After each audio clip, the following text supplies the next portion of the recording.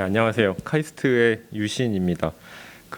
저희 연구실은 과제 내에서 결합 위치 식별 기술 파트를 맡고 있고요. 관련해서 약간 기술 자체가 생소하신 분들을 위해서 간단히 소개를 조금 드리고, 그 다음에 과제하고 관련된 부분, 그 다음에 조금 그 너머까지 저희가 하고 있는 연구 간단히 소개를 드리겠습니다. 연구실 이름은 계산지능형 소프트웨어 공학 연구실이라고 해서 저희가 다루는 문제는 SE에 있는 태스크들인데, 그런 걸 풀기 위해서 기계학습이나 여타 이제 뭔가 지능적인 기술을 많이 빌려다 쓰는 거를 목표로 하고 있습니다. 자, 오늘 말씀드릴 개요는 일단 결합 위치 식별 기술이라는 게 뭔지를 특별히 두 가지 스펙트럼하고 뮤테이션을 이용해서 만들어진 기술들 중심으로 간단히 설명을 드리고요. 그 다음에 현재 연구로 다루는 사람들이 봉착하고 있는 문제라고 해도 좋고, 어느 정도까지 진척이 돼 있는지, 그 다음에 요즘에는 어떤 형식으로 연구가 진행되고 있는지 간단히 소개를 드리고, 그 다음에 과제하고 관련해서 저희 그룹이 하고 있는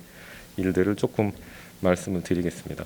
근데 결합 위치 식별이라고 하면 이제 사실 그냥 크게 통틀어서는 테스팅하고 디버깅이라고 하는데, 거기를 조금 더 이렇게 잘게 잘라서 봤을 때의 구별하는 단계인데요. 테스트를 실행을 했을 때 그 결과를 보고 뭔가 페일했다 그러면은 궁극적으로는 이 문제가 다시 발생하지 않도록 패치를 해야 되는데, 패치 디자인하는 과정을 조금 이제 지나치다시피 촘촘하게 쪼개서 보면은 어디에 문제가 있는지 먼저 알아야겠죠. 그러니까 이거는 내 코드의 어느 부분이 잘못된 거고, 그러면 해당 위치로 가서 이제 여기다가 현재 지금 구현된 코드가 스펙하고 어떻게 다르기 때문에 나는 어떤 패치를 디자인해야겠다 라는 식으로 이제 작동을 할 겁니다. 저희가 머릿속에서 디버깅을 할 때 그 과정을 이 테스트의 증상을 보고, 테스트 결과의 증상을 보고 이 부분이 문제인 것 같다라고 자동화해주는 기술을 통칭해가지고 결합 위치 식별이라고 하고, 영어로 폴트 로컬라이제이션 (FL이라고) 많이 부릅니다. 그러면 이제 누구나 자기 머릿속에 자기가 다루는 프로젝트에서 어떤 테스트가 페일했을 때 여긴 어디일 것 같다라고 이렇게 짐작이라고 해도 좋고 추론이라고 해도 좋은데 매핑을 하는 이제 메커니즘이 있을 거거든요. 사람마다 어떤 정보를 이용하는지는 다를 텐데, 자동화된 기술도 여러 가지 정보의 소스가 뭐냐에 따라서 이제 카테고리를 나눌 수가 있습니다. 가장 간단하게는 정적으로 코드에 이 테스트는 이 함수를 테스트하기 위해서 이걸 불렀고, 이 함수는 이걸 불렀고, 이런 식으로 이제 정적으로 정해져 있는 의존성을 따라가다 보면은 이게 잘못됐다는 거는 요 줄 어딘가에 서 있는 코드에 문제가 있다라고 이제 가장 간단한 필터링을 할 수 있겠죠. 그러니까 정적으로 하는 거는 의존성 분석을 이용해서 슬라이싱 하면은 디버깅을 도와줄 수 있다, 이런 연구 관례가 있고요.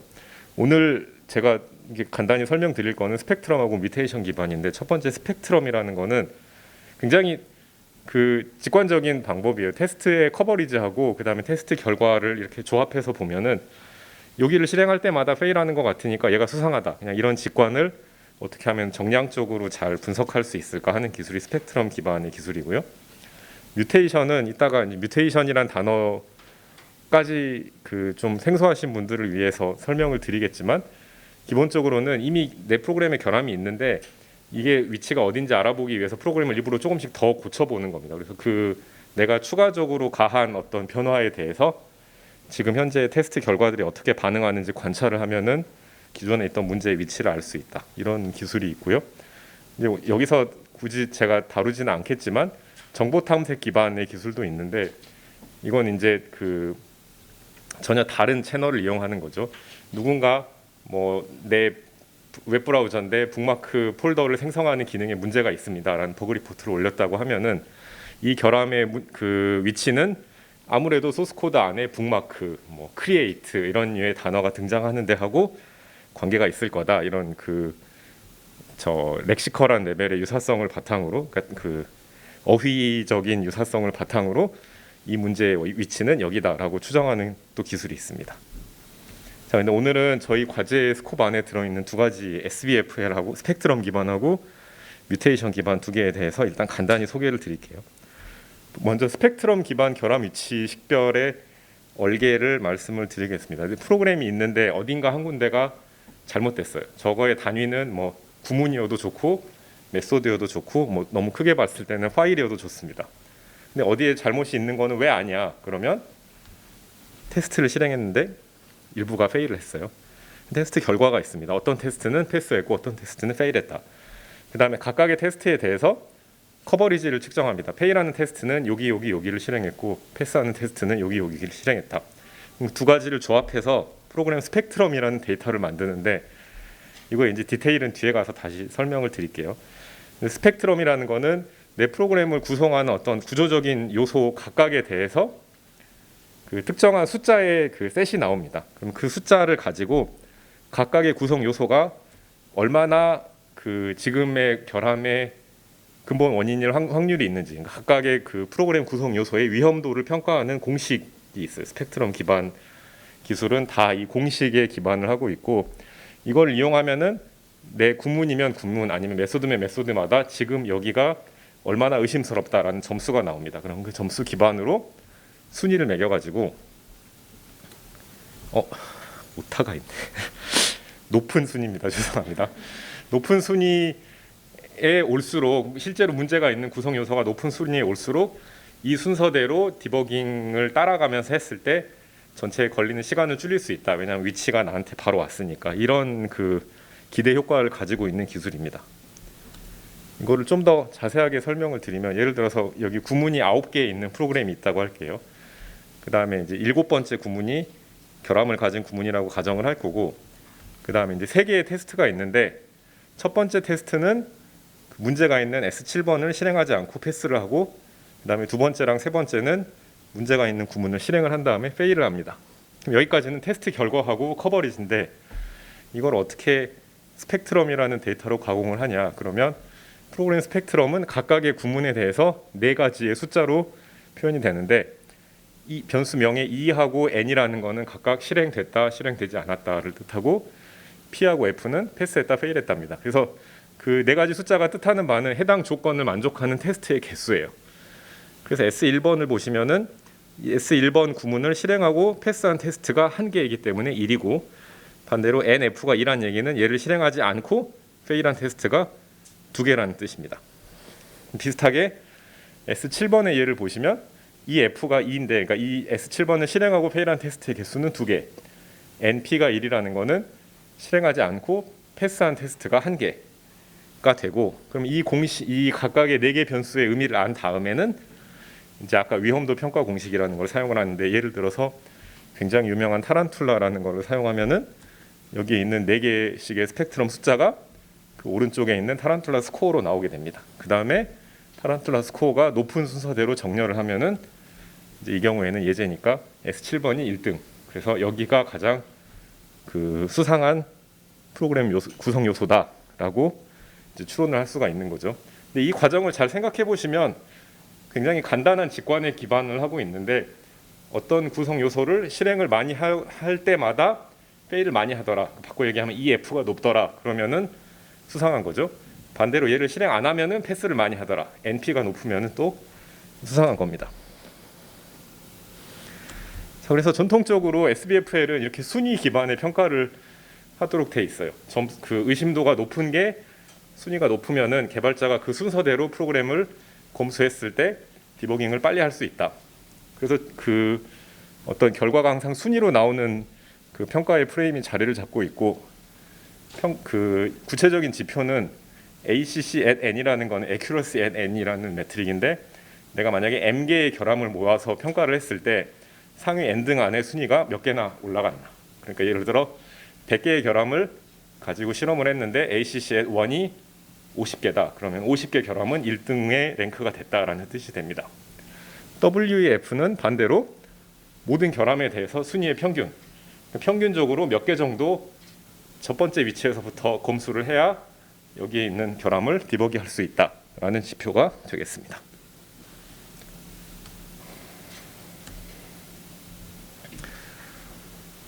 그 다음에 이제 뮤테이션 기반 결함 위치 식별 기술을 잠깐 설명을 드릴게요. 사실 뮤테이션을 그 디버깅에 사용하는 방법이 굉장히 여러 가지인데, 그래서 통틀어서 MBFL은 어떤 거다라고 말하기는 좀 어렵고, 일단은 그 구체적인 예를 하나 들어볼게요. 조금 이따가 제가 소개드릴 그 기술 중에 전혀 다른 방법도 하나 있는데, 이거는 2014년에 나온 뮤즈라는 기술입니다. 만약에 내 프로그램에 이미 결함이 있어서 테스트 스윗을 다 실행을 하면은 P개의 테스트는 패스하고 F개는 페일한다, 이런 상황인데, 지금 이미 결함이 있는 프로그램에다가 다른 결함을 추가적으로 하나 더 주입하면, 랜덤하게 프로그램 소스 코드를 좀 고쳐서 결함을 하나 더 주입하면 어떻게 될까?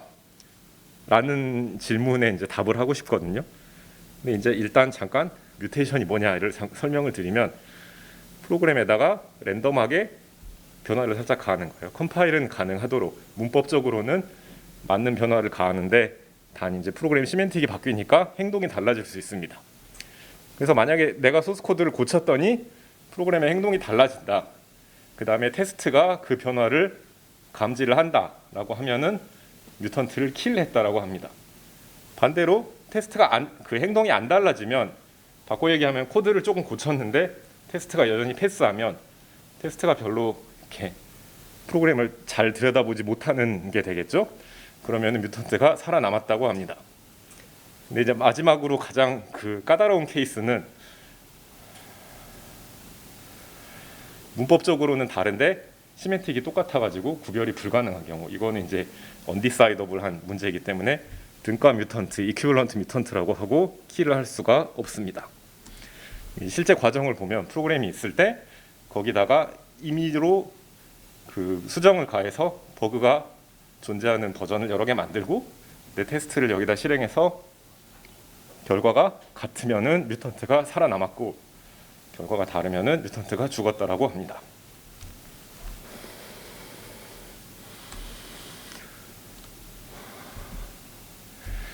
자, 아까 그 원래 상황으로 돌아가서 그 이미 결함이 있는 프로그램에다가 뮤테이션을 할 건데, 내가 뮤테이션 하기로 한 위치가 올바른 구문이다, 문제가 없는 구문이다, 그러면 몇 가지 그 가능성이 존재를 해요. 첫째, 내가 뮤테이션을 했는데 등가 뮤턴트다, 그러면은 패스한 테스트 개수하고 페일한 테스트 개수가 안 변합니다. 프로그램이 똑같으니까요. 내가 뮤테이션을 해가지고 새로운 결함이 발생했다, 원래 거하고 전혀 다른 페일리어가 인젝트 됐다라고 하면은 패스하는 테스트는 줄어들고 페일하는 거는 늘어납니다. 또 하나 가능성은 마스킹인데, 내가 한 뮤테이션이 기존 결함이 테스트 결과까지 프로포게이트 되는 거를 중간에 덮었었다. 그러면 이제 결과가 안 보이기 때문에 일부 페일하던 테스트가 패스로 바뀌어서 P가 늘어나고 F가 줄어듭니다. 근데 또 반대로 이렇게 뮤테이션을 임의의 위치에다 하다 보면은 운 좋게 내가 결함이 있었던 자리에다가 다시 뮤테이션을 할 수가 있어요. 그러면은 어떤 가짓수가 있냐? 첫째, 이번에도 이거는 드문 경우지만 뮤턴트가 이퀴벌런트하다, 그러면은 행동이 안 변합니다. 내가 결함이 있는 자리에 뮤테이션을 했는데 이게 어떤 새로운 결함으로 바뀌었다, 그러면 이제 결함의 양상을 어떻게 구별하냐에 따라 좀 다르겠지만 알 수 없게 되겠죠. 사실 이 경우에는 로직에 바탕을 해가지고 P가 늘어날 수도 있고 줄어날 수도 있고 줄어들 수도 있고.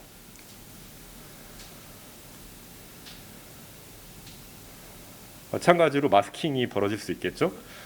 그러면은 페일하던 게 패스로 바뀌었기 때문에 P는 늘어나고 F는 줄어듭니다. 그 다음에 이제 제일 마지막으로 재밌는 경우가 있는데, 부분적인 패치가 있을 수 있어요. 버그를 고치는 것도 코드를 변환하는 거기 때문에 랜덤한 뮤테이션을 했더라도 패치가 일부 될 수 있습니다. 운이 정말 좋으면 완벽하게 패치가 될 수도 있고, 결함이 간단한 거면, 그러면 이 경우에는 패스가 늘어나고 페일이 줄어듭니다. 그래서 이 앞에 두 가지 경우를 비교해 보시면은 내가 어디다 뮤테이션을 했냐에 따라서 P하고 F가 변하는 경향성이 다르기 때문에 그 패스가 페일로 바뀌는 비율, 그 다음에 페일이 패스로 바뀌는 비율을 잘 서로 비교하면은 내가 뮤테이션 했던 위치가 결함 위치인지 아닌지 알 수 있다라는 게 뮤즈의 직관입니다. 공식은 그렇게 깊게 들어가지는 않을게요. 자, 그래서 그 스펙트럼하고 뮤테이션 기반 기술에 대해서 현재 지금 연구의 현황이나 추세는 어떻게 돼 있냐, 사실 조금 오래 전부터 돌아가서 지금 서머리를 하고 있는데, 첫 번째 중요한 꼭지는 개발자한테 실질적으로 이게 도움이 되냐라는 질문이 이 커뮤니티 안에 굉장히 오랫동안 있어요.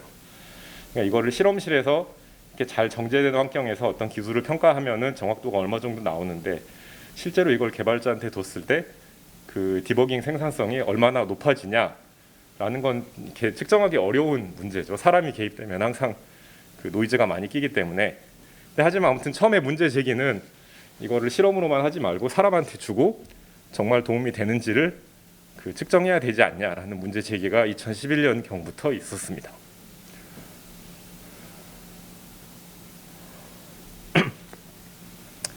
두 번째는 이제 이것도 최근 결과 중에 하나인데, 이론적인 분석을 바탕으로 스펙트럼 기반 기술은 위험도 평가 공식을 더 잘 씀으로써 쭉 발전할 수 있는 게 아니다. 그러니까 더 이상 좋아지긴 어렵다라는 그 증명이 존재해요. 그래서 이거는 더 이상 더 좋은 공식이 있는지 계속 찾는 연구를 해야 되냐라는 거에 대해서 이제 그 길은 더 이상 좋아지지 않으니까 다른 방법을 찾아라라는 류의 메시지가 이제 하나 존재하고요.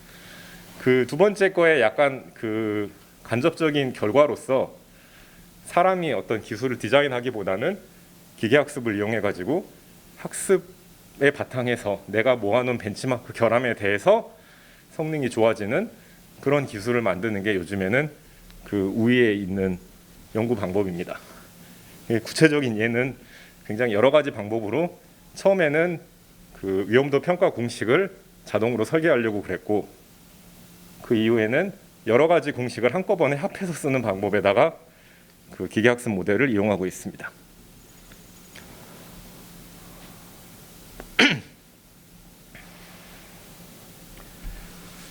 자, 그러면 그 세 가지 꼭지에 대해서 하나씩 들여다볼게요. 첫 번째, 인간 기반 평가를 어떻게 해야 되냐. 이건 되게 제가 간단하게 서머리했는데, 그 처음에 이 주장을 한 사람들은 파르니는 오소라고, 저게 되게 유명한 논문이거든요. 우리가 의심도 랭킹을 만들어 가지고 개발자한테 실제로 줘봤는데, 그걸 가지고 한 사람이랑 안 가지고 한 사람이랑 디버깅 시간에 차이가 크게 없더라. 너네 정말 이게 의미 있는 걸 하고 있는 게 맞냐라는 그 의문을 제기한 논문인데, 보통 그런 질문을 던지면은 별로 인기가 없거든요. 근데 이제 아무튼 이 연구의 방향을 되게 틀어놨어요. 사실 저 맘때쯤에는 그래서 학교에 가면 FL 하는 사람들이 좀 이렇게 야단을 맞는 그런 분위기가 있었는데, 너네 맨날 그 실험에서 점수가 주어졌다고 하는데 이거 해보니까 사람한테 도움이 안 된다는데 어떻게 된 거냐. 근데 몇 년 지나니까 또 이제 정반대의 결과를 낸 사람도 있는데, 2016년에는 세 가지 그룹으로 나눠서 랭킹이 상당히 정확한 거를 준 그룹 하나, 그 다음에 별로 품질이 좋지 않은 랭킹을 준 그룹 가운데, 그리고 안 준 그룹 세 개 이렇게 비교했더니 우리는 차이가 있었다라는 결과도 있어요. 그러니까 사실 그 사람이라는 게 워낙 예측 불가능한 존재이기 때문에 이렇게 결과가 서로 얽히는 게 뭐 놀라운 일은 아닙니다. 그래서 결론을 확실히 내기는 좀 어려운데, 개발자는 어땠어요? 개발자의 수준. 이제 그런 게 이제 인간 기반의 평가를 하는데 어려운 점이죠. 왜냐하면 학생한테 하죠 보통.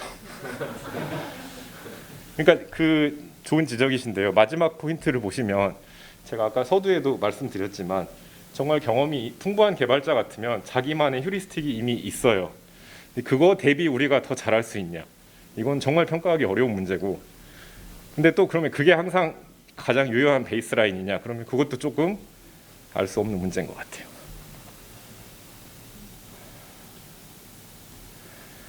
두 번째, 아까 그 말씀드린 이론적인 부분. 사실 이거 조금 어려운 파트인데 어떻게 해볼까요? 이게 이제 2014년에 나온 결과인데 제가 최대한 간단히 해볼게요. 나한테 n개의 구문이 있는 프로그램이라고 가정을 하고, 그 다음에 그 중에 어떤 SF라는 하나가 문제가 있는 결함 위치고, 그 다음에 그 위험도 평가 공식 R이라는 게 있다고 해볼게요. 그러면은 이게 어떤 프로그램에든 관계없이 증명을 할 수 있어야 되니까 임의로 내 랭킹을 세 가지 집합으로 나눌 겁니다. SF는 폴트 집합이어서 결함이 있는 애하고 그 의심도 공식의 결과가 똑같은 동률인 것들의 집합이고, 그럼 그거보다 더 위에 있는 애들은 정확하지 않은 거죠. 반대로 밑에 있는 애들은 맞게 올바른 방식으로 덜 의심스럽다라고 디파인이 된 집합인데, 잘 생각해 보시면 저 집합은 선언적으로 쓸 수가 있어요. 공식을 아니까. 이해되시나요? 여기 밑에 있는 세 개의 수식같이 저 식을 가지고 어떤 스펙트럼의 조건이 SF보다 높은 거, 낮은 거, 이렇게 R을 이용해서 쓸 수가 있습니다. 그러면은 저 집합들 사이에 포함 관계만 증명을 하면, 그렇죠. 오른쪽에 있는 그림을 보시면 왼쪽에 길게 써 있는데 그거보다 그림이 더 직관적이에요. 그 공식 R1하고 R2가 있는데 R1의 비포어 셋은 항상 R2의 비포어 셋에 포함되거나 같다라고 하면은 R1이 좀 더 좋은 공식인 거죠. 왜냐하면 순위 SF의 순위가 더 높아질 거니까. 그래서 이거는 그냥 그 이제 결과적으로 대수 문제가 되거든요. 알제브라 문제를 풀면은 이 집합 사이에 그 포함 관계만 증명을 하면은 공식 사이에 우위가 있는지 없는지를 증명할 수가 있어요. 그래서 그 연구팀이 그때까지 나온 공식들을 가지고 이 논문 보시면은 그냥 되게 긴 수학 증명이거든요. 누가 누구보다 좋다. 이거의 트리를 이렇게 밝혀놨는데, 그 다음에 이제 제가 운이 좋게 그 팀이랑 같이 후속으로 한 연구 중에 하나는 그 중간 어느 시점에 보면은 그 서로 공식 간의 우위가 저렇게 정리가 됐어요. 근데 이제 누가 누구보다 좋다라는 트리가 있는데 단 이게 트리 하나로 정리된 게 아니라 저 위에 꼭대기에 있는 두 개의 그룹은 서로 아무도 도미네이트를 안 해요. 그러니까 결함에 따라서 어떤 때는 ER1이라고 된 게 좋고 어떤 때는 ER5라고 된 게 좋고, 그래서 이제 당시에 시작했던 문제 의식은 혹시 이 위에 이런 게 있지 않을까, 이거를 다 아우르는 공식이 있지 않을까라는 거를 찾아보려고 시작을 했는데 그건 없다라는 증명을 했습니다. 좀 뜬금없죠? 없다는 건 너무 많이 증명이 돼가지고. 그래서 그것도 맞는 말씀이십니다. 근데 이제 이 경우에는 제가 아직도 기억을 하는데 저 이론적인 프레임워크 만드신 분이 계셨고, 제가 한 이거보다 몇 년 전 선행 연구가 있는데 저는 공식을 자동으로 학습하는 기술을 갖고 있었고 어떤 분은 이 이론적으로 하이라키를 증명하는 걸 갖고 있는 분이 계셨는데 저희가 만났어요. 근데 저한테 내가 이론적으로 위계에 지금 위쪽에 있는 애들을 줄 테니까 그거를 시드로 삼아서 학습을 하면 혹시 저 위에 있는 게 찾아지지 않겠냐라고 얘기를 해서 처음에 시작은 그걸 찾으려고 했는데 그 점심밥 먹고 그 얘기한 다음에 방에 돌아가서 조금 생각해 보니까 그게 아니고 결국에는 어떻게 가가지고 그런 건 아예 있을 수 없다라는 증명을 하는 정반대쪽으로 이제 결론이 난 거죠. 근데 이게 그 연구 자체로 시사하는 바가 저는 나름 그때 있었다고 생각하는데, 왜냐하면 그 전까지 사람들이 이 기술에 좀 스캡티컬했던 이유가 거의 매년 누군가 조금 다른 공식을 들고 나온 다음에 내가 실험한 결과에 따르면은 그전 거보다 내 거 랭킹이 조금 좋다 이런 식으로 계속 클레임을 해요. 근데 그 방식이 이제 실험에 근거한 평가이기 때문에 누가 무슨 서브젝을 골랐냐에 따라서 뭐 조금씩 매번 결과가 다르고, 그래서 다 사람마다 클레임이 다른 상태에서 이제 아니 그건 그만하자라는 그 마침표를 한번 찍은 시점이 이제 이 논문이라고 생각을 합니다. 이게 이제 그 이론적인 한계고, 이 이후로는 누가 더 이제 위험도 공식을 새로 만들었습니다 이런 거는 잘 안 해요. 그 다음에 이제 세 번째 꼭지는 이 전체 이 기술이 학습으로 옮겨가고 있다는 건데, 이제 묘하게 아까 그 두 번째하고 그 합해져 가지고 제 생각엔 어떤 큰 흐름이 된 것 같아요. 마스크가 맞는 것 같아요. 죄송합니다. 그 아까 제가 말씀드린 조금 먼저 한 작업이 뭐냐면은 2012년에 나온 건데, 유전 프로그래밍이라는 거는 여기서 디테일이 중요하진 않지만 어떤 데이터에 내가 원하는 식을 피팅하는 그런 인공지능 알고리즘의 한 갈래라고 생각하시면 되는데, 이게 아까 SBFL의 얼개였잖아요. 근데 저희가 결함의 위치를 아는 결함 벤치마크를 많이 모으면 이런 식으로 문제를 바꿔서 생각할 수가 있는 거죠. 저게 내 트레이닝 데이터인데 그러면 여기다가 내가 모르는 어떤 식을 찾아야 얘네들의 랭킹이 최대한 다 높아지겠냐라는 식으로 문제를 이제 거꾸로 뒤집는 거죠. 원래는 공식이 주어지면 랭킹을 평가했는데 반대로 랭킹이 최대한 높아지게 공식을 네가 써봐라라고 하면은 되게 이렇게 이상한 식들이 나옵니다. 식이 해석이 돼요? 그게 좋은 질문이신데요. 아까 저희가 SBF를 시작할 때 직관적으로 이거는 뭐라고 했냐면은 EF가 높아야 되고 NP가 높아야 된다 그랬거든요. 사실 그거 이상은 별게 없어요. 그래서 이 컴포넌트를 잘 보시면은 대체로 EF의 M승 더하기 NP의 N승 이런 식으로 돼 있습니다. 그러니까 이게 되게 재밌는 게 사람들이 굉장히 10여 년 동안 공식을 열심히 썼는데 그게 아니고 직관으로 돌아가서 처음에 생각했으면 아 크게 이거의 틀은 거기를 벗어나기 어렵구나라는 식으로 그러니까 복귀하는 거니까 나중에 하는 한가한 소리긴 하지만 전혀 이 문제를 다른 방식으로 전체 커뮤니티가 풀 수도 있었다는 생각이 이제 나중에 증명까지 하면서는 들었는데 그러니까 그렇게 찾기 어려운 식이 아니에요 사실 그 기계한테 맡겨서 찾았다는 의의가 있기는 한데 나중에 생각해 보면 그 공간이 되게 복잡하거나 요구 조건이 굉장히 복잡한 공식들이 아닙니다. 그래서 찾아졌다라는 게 하나 있었고 그 다음에 이제 아까 제가 말씀드린 그 제일 좋은 건 없다라는 증명과 함께 이 중에 기계가 찾은 몇 개는 사람이 지금 그때까지 만들었던 제일 좋은 거하고 등가다라는 거를 몇 개 증명을 했어요. 그래서 그거는 나름 재밌는 결과였는데 그 불운한 그 사이드 이펙트 중에 하나는 저는 정말 이거를 30번 돌렸으니까 GP01부터 GP30까지 이름을 붙였거든요. 근데 이들 중에 그 사람이 만든 거하고 등가다라는 게 증명된 몇 가지 공식은 그냥 저게 이름이 돼가지고 아직도 GP13번 뭐 이런 게 그 다른 논문에 등장을 합니다. 이름을 더 멋있게 붙였어야 되는데 이건 2012년 결과고 17년에 증명한 건 좀 나중에 따라온 거고요. 근데 이제 그 뒤로는 사람들이 어떻게 하면 더 잘할까를 생각하다가 결국에는 아 공식 하나를 쓰는 거에 의미가 없구나라는 거에 착안을 해서 이건 증명 나오기 전이니까 사실 그 모티베이션 자체는 좀 달랐다고 볼 수도 있는데 SBFL의 그 위험도 평가 공식을 25개를 다 써요 한꺼번에. 근데 어떤 구문이 있을 때 그러면 그 구문에 해당하는 의심도 점수는 뭐냐? 그러면 이 25개 공식에다가 앞에 웨이트를 붙여가지고 더해서 쓰겠다. 그런 다음에 이제 주어진 벤치마크에 대해서 오타가 너무 많네. 그 순위가 최적이 되는 웨이트를 이제 학습으로 찾는 거죠. 이 경우에는 소프트 벡터 머신 같이 이렇게 선형 모델을 쓰면은 금방 피팅이 되거든요. 그렇게 했더니 개별 공식 하나하나보다 훨씬 성능이 좋았다라는 게 이미 이제 2014년에 있었고 저는 어떤 면에서는 이게 굉장히 막 그렇게 좋은데 나온 건 아니지만 기념비적인 논문인 것 같은데 왜냐하면 이거를 여러 개 한꺼번에 쓰고 학습하겠다라는 프레임워크를 처음 도입했거든요.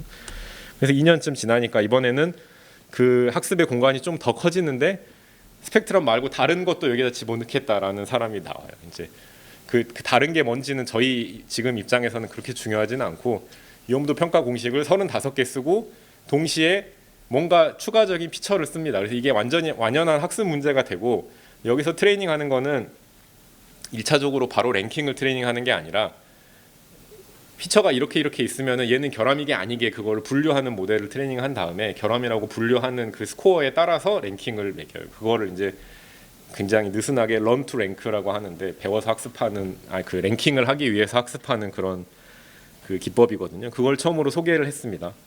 이제 그 다음에 저희 연구실이 FL 본격적으로 시작한 건 2017년이었는데 비슷한 작업을 하는데 그 저희는 공식을 33개 피처로 사용을 했고 그 다음에 이제 여기서 중요한 차관점은 테스트가 이미 페일한 다음에 결함 위치를 찾는 연구 말고 아예 내가 커밋하는 시점에서 내가 이걸 커밋하면 테스트가 페일할까 안 할까를 예측하는 사람들이 있거든요. 전혀 다른 도메인에.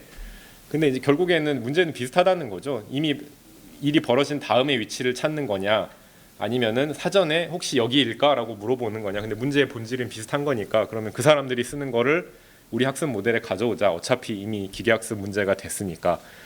라고 해서 이제 그런 피처를 갖다가 썼더니 이제 꽤 잘하더라라는 거였습니다. 저희가 최종적으로 저널 버전에서 평가했을 때는 386개의 결함을 스터디했는데 그 중에 144개는 1등에다가 정확하게 랭킹을 했다. 그 다음에 이제 상위 10위 안에 몇 개나 넣을 수 있냐 그러면 300개 이상 할 수가 있고요.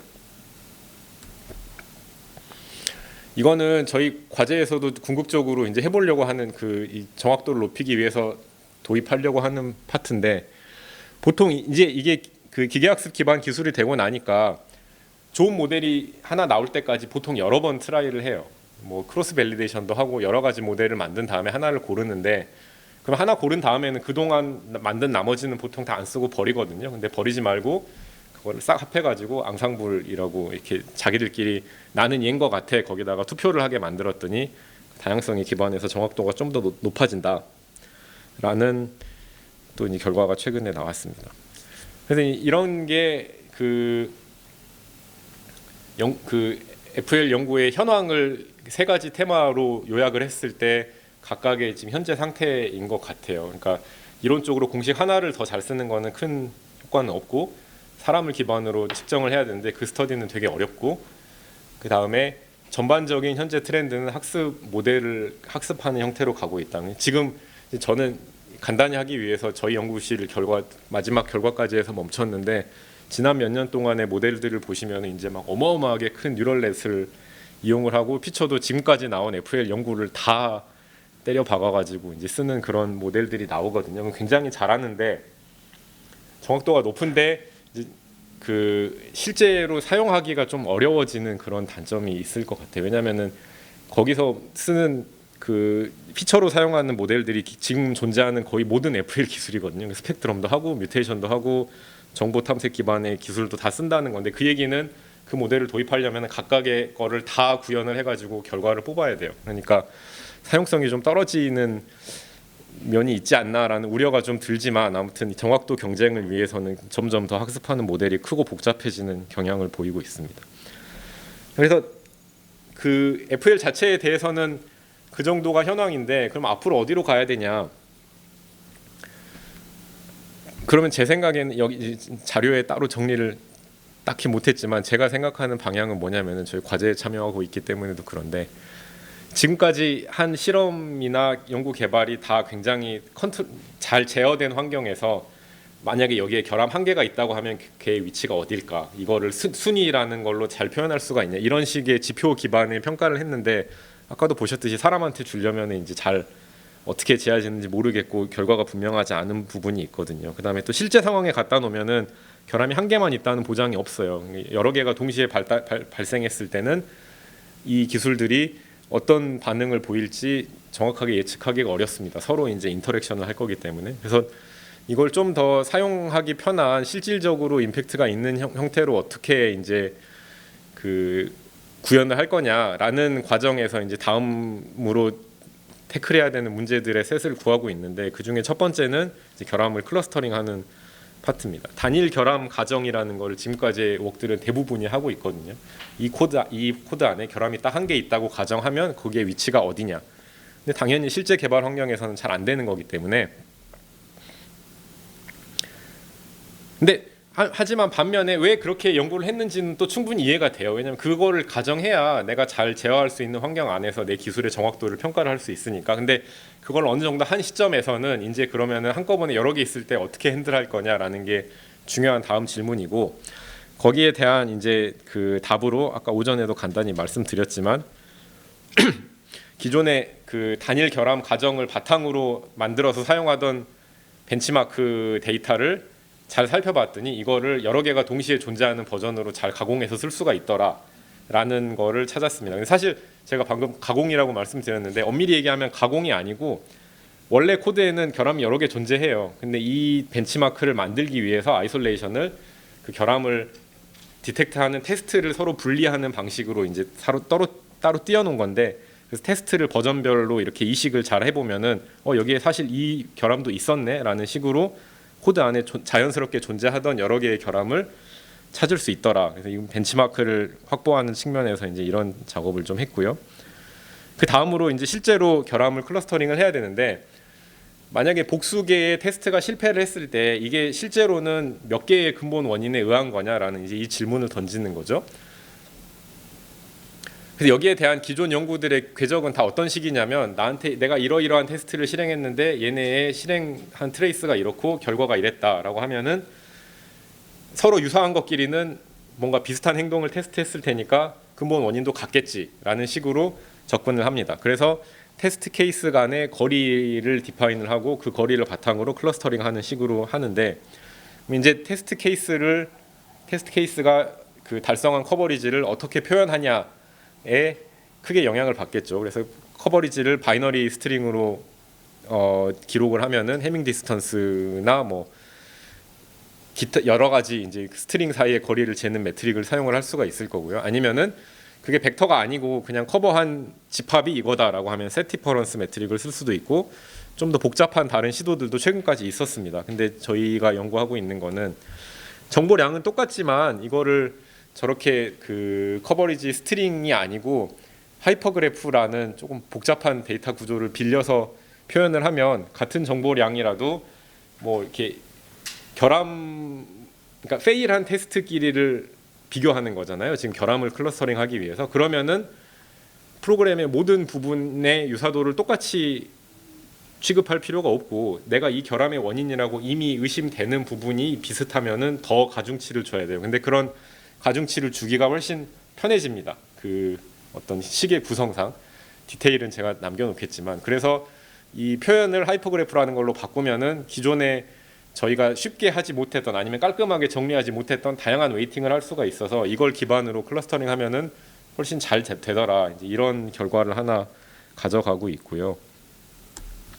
그다음에 또 하나는 머신러닝을 뮤테이션에다가 어떻게 좀 더 잘 적용해서 쓸 거냐 하는 꼭지가 있는데, 이거의 이유는 아까는 제가 뮤테이션을 하면은 결함 위치 식별이 되게 잘 될 것 같이 말씀을 드렸지만, 약점이 하나 있는데 뮤턴트가 굉장히 많이 나오거든요. 그래서 비용이 높아요. 이거 분석을 다른 목표를 위해서 한 번 하는 거면 괜찮은데, 지금 내 테스트가 깨져가지고 이거의 위치를 찾으려고 디버깅을 시작하려고 하는데, 잠깐만 기다려봐 한 다음에 뮤턴트를 5만 개만 실행해 볼게, 이건 이제 말이 안 되는 거잖아요. 그래서 아무리 정확도가 높아도 그런 종류의 코스트가 수반되면은 이제 그 기술을 사용하기 어려우니까 이걸 어떻게 덜어낼까 하는 고민을 했는데, 이제 크게 두 가지 파트가 있습니다. 저희가 작업하고 있는 게, 첫째는 뮤테이션을 선행적으로 수행을 하는 거예요. 내가 한번 굉장히 큰 비용을 한번 지불을 해놓으면 나중에 거기서 꺼내 쓸 수 있냐라는 거죠. 이건 어떻게 하냐면은, 첫 번째,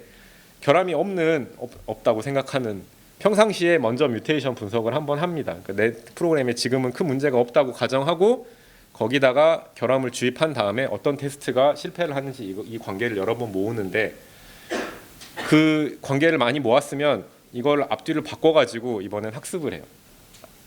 그러니까 뭘 물어보는 거냐면은, 야, 이거하고 이 테스트가 페일하면은 내가 어디다 뮤테이션 했게라고 물어보면은 이제 그걸 답을 하게 모델을 학습한 다음에, 뮤테이션이 아니고 실제 결함이 발생해가지고 테스트가 페일했을 때도 얘한테 물어보는 거죠. 야, 이번엔 이거하고 이거가 페일했는데 그러면은 어디에 뮤테이션 한 거냐? 이제 실제로는 뮤테이션이 아니라 결함이지만 모델 입장에서는 구별을 못하니까 이렇게 물어보면은 결함 위치가 생각보다 잘 나오더라라는 거를 그런 결과를 얻었습니다. 그래서 이 경우에는 예를 들어 메소드 레벨에서 200개 이상 메소드, 결함이 있는 메소드 중에 절반 이상이 1등에 마찬가지로 랭킹이 되는 것을 확인을 했습니다. 사실 이 결과가 그래서 몇 년 전에 나왔는데, 이거를 팔아보려고 했더니 어떤 코멘트가 들어왔냐면, 뮤테이션을 예전에 미리 해놨는데 이번 결함은 그때 없던 새로 추가한 테스트나 새로 추가한 메소드에서 발생한 거면은 아무 도움이 안 되지 않냐, 네 모델은 그걸 모르니까 라는 답이 나왔어요. 그런 피드백을 받아서 맞는 말이라서 이렇게 어떻게 대꾸를 할까 고민을 하다가, 최근에 지금 아직 리뷰를 받고 있는 논문이긴 한데 이런 작업을 하고 있는데, 그러니까 어떤 뮤턴트는 어떤 테스트를 페일하게 만들었다, 이렇게 구체적으로 개체 대 개체의 관계를 배우면은 이거 아닌 거에다가 일반화할 수가 없어요. 그래서 이거를 다른 채널로 조금 덜어놔야 되는데, 이 정보를 그걸 어떻게 할까 하다가 이런 식으로 바꿔 얘기한 거죠.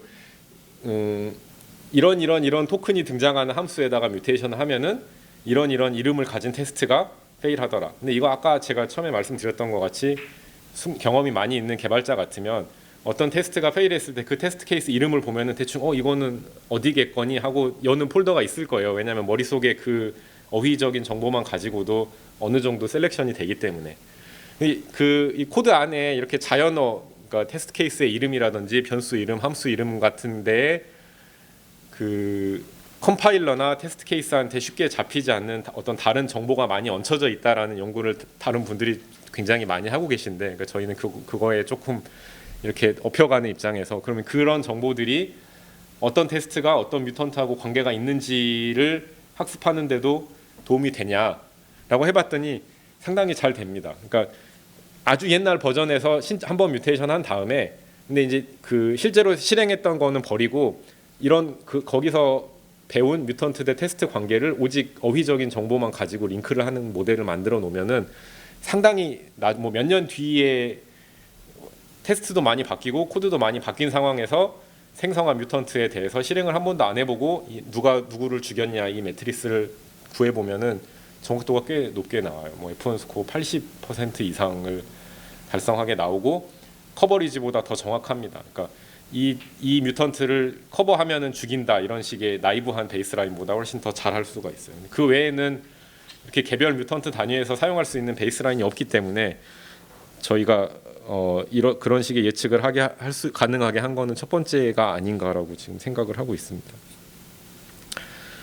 그래서 여기에 관련된 팀 멤버들은 이렇고요. 이 중에 손정주 박사님은 졸업하고 떠나셨고 그 아까 그 결함 예측하고 같이 합해가지고 FA를 하는 방법. 그 다음에 저희 연구실 멤버 다는 아닌데 여기 과제하고 이 토픽에 관련된 일을 최근에 하고 있는 사람들이 이렇게 있고, 그 다음에 조금 넓게 봤을 때 이거 아니고 다른 것도 하지만 디버깅이나 리페어에 관련된 다른 연구들은 뭐 디펜던시 어널리시스를 하는데 정적으로 안 하고 동적인 정보만 가지고 어떻게 추론을 해본다든지, 아니면은 저희 과제의 다른 컴포넌트에도 있지만 랭귀지 모델을 이용해가지고 디버깅하거나 프로그램 자동 수정을 하는 방법. 그 다음에 코드가 아니고 전혀 다른 도메인으로 넘어가서 요즘 많이 사용하는 뉴럴넷 같은 거에 테스팅을 하려면은 가이드를 어떻게 해야 되는지 뭐 이런 종류를 많이 살펴보고 있습니다. 그래서 제가 앞에 굉장히 미련하게 마스크를 끼고 헐떡이면서 말씀을 드렸는데, 오늘 말씀드린 거의 개요는 그러니까 결함 위치 식별이라는 거는 디버깅의 특정한 스테이지인데 내 테스트가 페일하게 만드는 코드가 어디에 있냐를 물어보는 거고요. 저희가 중점적으로 들여다보고 있는 기술은 스펙트럼이라는 걸 이용하는 거, 그 다음에 코드에 뮤테이션을 해서 테스트의 반응을 보고 위치를 식별하는 겁니다. 그 다음에 이제 좀 그 다음 단계로 나아가면서 이걸 어떻게 더 그 현실적인 시나리오에 적용을 잘하게 만들까, 이런 관점에서 그러니까 그 테스트 실패를 페일리어를 어떻게 클러스터링을 잘 할까, 이런 관점에서는 과제의 하이퍼그래프 기반의 커버리지 표현형이라는 거를 이제 기여를 하려고 하고 있고요. 그 다음에 뮤테이션은 코스트가 높은 게 실용적으로 사용하는데 가장 큰 문제이기 때문에 그거를 미리 분석을 해놓고 결과를 나중에 사용하는 방법이 있을까, 이런 거를 연구하고 있습니다. 서투르게 한 발표를 들어주셔서 감사합니다. 네, 여기까지입니다. 그 예전에 봤는데 서프라이징리 에듀케이션 네. 그 연구에다가 네. SBF 그거는 뭐 커버리지 되잖아요. 네. 네. SFL을 적용을 해서 찾았어요. 어떤 모드가 문제인 것 같다. 네. 그럼 여전히 그걸 뭐 픽스하거나 디버깅하거나 이런 방법을 없는 상태입니다. 이거 제가 그 얘기를 시작하면 1시간 더 떠들어야 되는데 결론부터 말씀드리면 그러니까 지금 코드 말고 뉴럴넷에 관심이 있으신 거죠.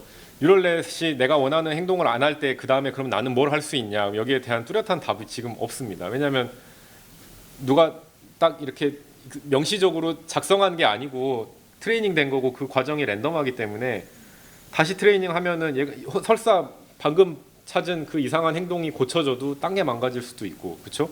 안 고쳐진다는 보장도 없고, 그 다음에 트레이닝을 똑같은 걸 다시 하면은 이제 오직 난수 시드만 바뀌는 건데 그건 너무 미미하잖아요. 거기에 우리가 의도적으로 추가할 수 있는 변화라는 거는 트레이닝 데이터를 다시 구성하는 건데, 이 여전히 과정 자체가 스토캐스틱 하니까 된다 안 된다를 말하기가 되게 어려워요. 그래서 그게 제가 생각하는 현재 현황이고 저희가 리뷰를 받았는데 댓글을 빨리빨리 못 해가지고 지금 아직 계속 오랫동안 언더 리뷰인 웍이 하나 있는데, 저희 직접 고쳐보려고 한번 했어요. 하기는 뉴럴넷이 이렇게 탈탈 털면 그냥 숫자 뭉치잖아요. 그러니까 코드 이퀄 그 숫자들의 집합이기 때문에 그걸 우리가 들어가서 바로 고치면 의미를 이해는 못하더라도 고치면 행동이 바뀔 테니까 바뀌는 행동을 관찰하면서 고쳐지는 쪽으로 가라라고 이렇게 등을 계속 떠밀면은 직접적으로 수정을 할 수 있지 않을까라고 해서 그걸 해봤거든요. 어느 정도는 되는데, 근데 유스 케이스가 되게 독특해요. 나는 이것만은 꼭 막아야겠다라고 하면은 정말 정밀하게 그 행동이 더 이상 벌어지지 않을 때까지 고칠 수가 있습니다. 왜냐하면 실제로 그게 바뀌는 걸 보는 게 이 피드백 루프를 드라이브하기 때문에 이걸 했을 때 혹시 그러니까 리트레이닝 한 경우에는 안 고쳐질 수도 있네, 이거보다는 돼요. 근데 대신에 전체적으로 정확도를 교정하는 효과는 트레이닝하는 것만큼은 나오지는 않아요. 그러니까 예를 들어 이 경우에도 이 행동을 고치기 위해서 나머지가 조금 망가지는 경우가 있습니다. 근데 이제 그 스케일이 좀 달라요. 때는 숫자만 조정하는 거예요? 아니면 숫자만 조정합니다. 예, 그러니까 뭐 데이터하고 뭐고 아무것도 필요 없어요. 그냥 나한테 문제가 되는 케이스에 대한 쉽게 얘기하면 페일링 테스트만 가지고 이거의 결과가 바뀔 때까지 웨이트를 바로 조정을 하면은 모델 행동이 바뀌어요. 근데 이게 정말 가이드하기 어떤 의미에서 저희는 일부러 APR에서 하는 거를 그대로 뉴럴넷에다 해보려고 한 웍인데 이거의 어려운 점은 뭔 거 같냐면은 코드에 비해서 뉴럴넷은 그 웨이트들이 가질 수 있는 함의가 차원이 더 높고 우리가 이걸 바꾼다고 했을 때 무슨 일이 벌어질지 코드보다 알기가 더 힘든 것 같아요. 근데 그 분명히 테스트 시장이 많은 것 같은데 방법이 없으니 뭔가 만들긴 해야 되겠다는 생각이 들었습니다. 근데 그 제가 아까 저기 소장님한테도 막 뭐 여쭤봤는데 저도 요즘 그러니까 큰 고민 중에 하나가 여기 오늘 발표한 얘기하고 너무 좀 동떨어진 이야기이긴 한데 뉴럴넷에 관련돼서 저도 이거 재밌겠다 해가지고 처음에 뛰어들었는데 한 2년 뭔가 이거저거 처음에 할 수 있는 걸 하고 난 다음에 바로 드는 고민이 더 이상 내가 뭘 할 수 있는지 잘 모르겠다.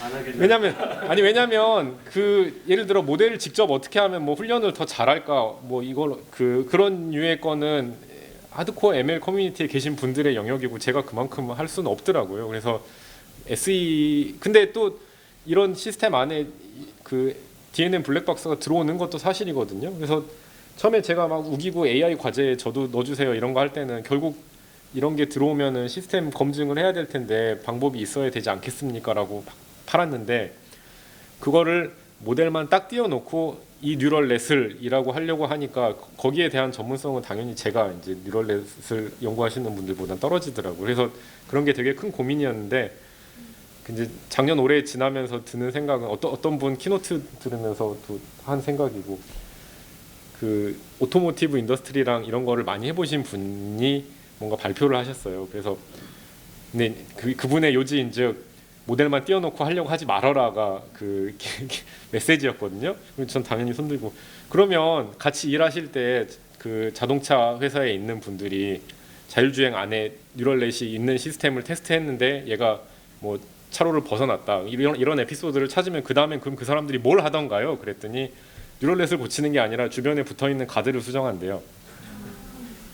그러니까 이런 일은 하면 안 되게 하는 레이어가 겹겹이 붙어 있기 때문에 근데 이제 그렇게 얘기하면 좀 유치하게 들리지만 좀 멋있게 표현하면 이 블랙박스하고 통상적인 시스템이 이제 코이볼루션 해야 되는 거죠. 얘의 행동이 바뀌면은 주변에 그거를 받아서 액추에이터에 전달하는 통상적인 로직의 뭐 행동도 바뀌어야 돼요. 그러니까 이렇게 좀 더 이걸 넓혀서 봐야 우리가 할 일이 있겠구나라는 생각을 하고는 있었는데 그래서 그 다음에 이제 실행 단계로 그러면 우리도 자율주행 시뮬레이터를 돌려봐야 되나. 근데 그런 시뮬레이터가 돌아간다고 할 때 우리가 진짜 차 대비 그렇게 손볼 수 있는 파트가 얼마나 있나 이제 그런 거는 속을 많이 뜯어봐야 알 것 같더라고요. 그래서 그런 환경을 구현하는 게 이제 다음으로 그쪽에서는 제가 해야 되지 않나. 그냥 모델만 들여다보는 거는 별로 그렇게 마일리지가 많이 남아 있는 일 같지가 않아요. 사실 그 서프라이즈 에디컷이라는 것도 말이 이름을 새로 붙였으니까 근사해 보이지 굉장히 기초적인 개념이거든요. 분포에서 얼마나 멀리 떨어져 있냐 하는 거고 뭐 이렇게 통계를 깊이 아시는 분들이 보면은 너네 뭐 그거를 기술이라고 팔았냐라고 할 뭐 그런 거이지 않나 하는 제가 조마조마함을 늘 가지고 사는데 새로운 입력 만들고 찾는 데는 되게 유용하다고. 아 근데 그것도 저 이렇게 계속 떠들어도 돼요? 시간이 계속 가는데 그 새로운 입력이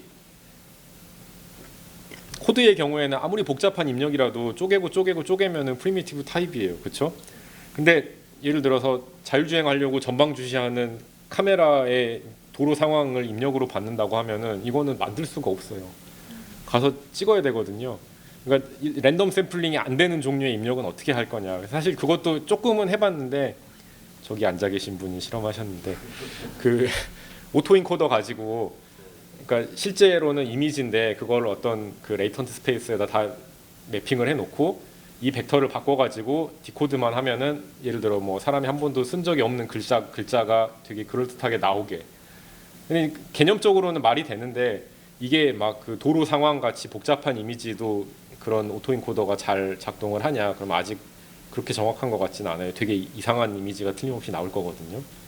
그래서 실제 환경에서 실험해보고 같은 아직 돌려보진 않았는데 저희가 문헌으로 보건대 오토인코더의 정확도라는 게 한계가 대략 어느 정도인지 보이기 때문에 이거를 뭐 도로 상황을 재현해봐라 이런 건 언감생심 아직 아니지 않겠냐라고 생각하고 있습니다. 사고가 아직 여전히 많이 나는 거예요. 자전거만 하나 세워놔도 원래 학습할 때 없었던 건데 그래도 사고가 나고. 그러니까요. 근데 통상적인 프로그램의 테스트 입력이라고 생각해 보시면 자전거를 하나 놓는 거는 이 값이 지금은 41인데 42로 바꾸는 뭐 이런 거잖아요. 근데 그런 의미적인 약간의 트윅이라는 거를 그런 이미지나 이런 인풋에다가는 하기가 너무너무 어려운 거죠. 그걸 우리가 어떻게 해야 되는지 전혀 모르니까. 그래서 그것도 그 경우에는 또 조금 다른 챌린지를 만난 건데 개념적으로 이렇게 풀면 되겠다라는 틀은 섰지만 약간 웃기지만 이 경우에는 아직 ML 기술이 못 따라오는 좀 그런 상태 그런 것도 있습니다.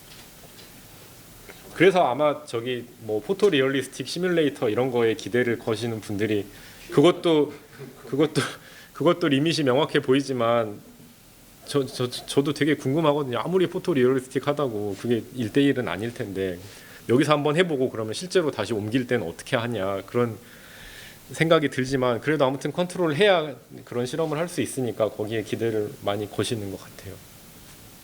네, 교수님. 뉴럴 이야기도 됐는데 아까 폴로 네. 죄송합니다. 근데 뭐 넓은 의미에서는 관련이 있을 수 있을 것 같아요. 근데 아까 말씀하신 것처럼 앙상블 모델 같은 게 잘 동작한다는 말은 결국은 버그들 중에서 같은 종류의 FL에 뭔가 잘 맞아 떨어지는 애들이 있는데 네. 뭔가 그룹으로 이렇게 떨어져 있고 네. 얘네들이 따로따로 돼 있다 이런 거니까 사실 FL 결과를 바탕으로 언뜻 보면 되게 좀 달라 보이지만 사실은 뭔가 특성이 비슷한 버그들을 뭉칠 수 있을 거잖아요. 네. 그래서 어떤 포뮬러로 잘 되는 공통점이 있을 거니까 또 그렇게 하다 보면은 이게 그런 식으로 이제 보는 연구들은 좀 있는지 저는 잘 모르겠는데 선생님 어떻게 보시는지 저도 본 적은 없고요. 없다고 생각하고. 근데 아까 오전에 한 얘기에 약간 연장이 되는데 결함 사이의 공통점이라는 게 뭐냐? 그러면 저는 그 공통점을 묶을 때 사용한 지표가 뭐냐가 결국에는 그 공통점이 뭐냐를 많이 규정을 한다고 생각하는데 지표도 있고 그 지표를 합산하는 방식이 있을 수 있어요. 네, 그러니까 한 단계 위에서. 근데 이 경우에는 그러면 결국에는 스펙트럼 형태가 비슷하다라는 거거든요. 코드가 비슷하거나 아니 근데 스펙트럼 형태가 비슷하다고 코드가 비슷하냐? 그 점프가 얼마나 릴라이어블하게 할 수 있냐? 이게 좀 의문인 거죠. 좀 깜빡깜빡하는 패턴이 있어요. 깜빡깜빡하는 패턴이 비슷하다. 저는 그렇게 생각을 하고 있는데요. 그러면은 그냥 막연히 갖고 있는 게 디버깅 할 때 지금 랭킹 베이스로 이렇게 알려주는데 나중에는 네가 지금 보고 있는 버그랑 이 버그랑 비슷하다. 비슷한 것 같아. 이런 식으로 해당 프로젝트의 히스토리 안에서 그래도 되고 아니 완전 딴 것도 되고. 내가 봤는데 그것도 이런 종류의 디버깅 상황이랑 이 네. 디버깅 상황이 좀 되게 비슷한 것 같아. 왠지 모르겠지만 이런 식으로. 그런 예제 기반으로 힌트를 주는 건 되게 좋은 아이디어 같은데요. 근데 그거하고 별도로 아까 그 얼마나 유사하냐에 세 번째 우리가 고려 안 한 팩터가 하나 더 있는데 그건 뭐냐면 테스트 스윗이 어떻게 생겼냐예요. 그렇죠. 테스트가 얼마나 소로하냐에 따라서 스펙트럼 형태가 굉장히 많이 바뀔 수 있고 사실 그 아까 이론적인 관점에서는 길게 얘기하기는 어렵지만 그 특정 결함에 대해서 가장 우수한 공식이 서로 다를 수 있는 그 분석 틀 안에서 이론적인 근거는 결국에는 테스트 스윗이 어떻게 생겼냐 때문에 발생을 하거든요. CC인 테스트 케이스가 얼마나 많냐가 누가 정확하게 하냐의 영향을 줘요. 이거는 제가 나중에 오프라인으로 따로 말씀드릴게요. 그러니까 생각해 보면은 폴로파이제이션 때 포뮬라가 굉장히 간단한 텀으로 클러스터를 잘 만들어 놓고 걔를 조합시키는 형태로 하면 간단한 클러스터로 들어오는 애들 사이에는 그리고 테스트의 유사성이든 코드의 유사성이든 잠깐 들어올 건데 그런 관점에서 많은 버그를 한번 보는 것도 재밌을 수 있을 것 같다는 생각이 들어요. 그러니까 누구로 잘 되는지에 따라서 그룹핑한 다음에 혹시 공통점이 있는지 보자. 오미션 폴트 같은 경우에는 뒤쪽으로 모이더라. 이런 식으로 해가지고 걔를 피처로 써가지고 뭔가 클러스터링을 한번 해보면은 거기서 뭐 또 다른 그런 것들이 보일 수 있잖아요. 좋은 생각이십니다. 근데 제가 정말 어처구니 없이 시간을 많이 썼기 때문에 여기까지 하겠습니다. 고맙습니다.